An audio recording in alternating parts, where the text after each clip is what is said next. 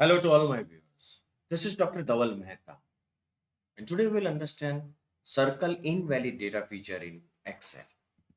So for this, we'll go in Excel workbook. So what is circle invalid data? It is when a user enters a data that does not meet the specified criteria or fails the validation rules. Excel can be set to display an error alert, which we have already seen in the previous video, how the error alert can be activated. This alert, uh, this alert can be in the form of text or it can be also in the form of red circles. So today we are going to discuss how a red circles can be activated.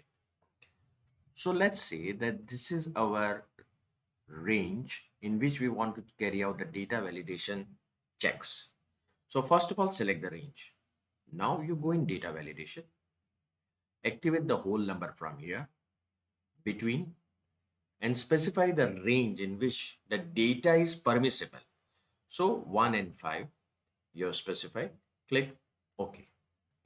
Now again go here and activate circle invalid data.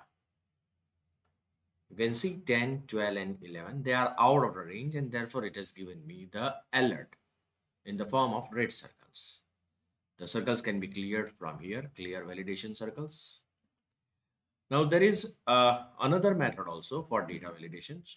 I'll activate C3. Let's say from E1 to E10, it should have only the values which are present in this column. Okay, so select E1 to E10. Now go in data validation, activate the list from here,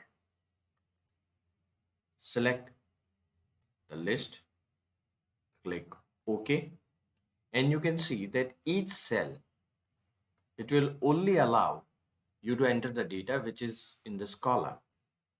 Click on any cell. So this was all about the circle invalid data feature in Excel. Please subscribe to my channel for more videos on Excel. Please refer my playlist in which I uploaded many videos on data science, machine learning and artificial intelligence. Please share and like my videos. You can also follow me on LinkedIn, Twitter and Instagram. Link given in the description box.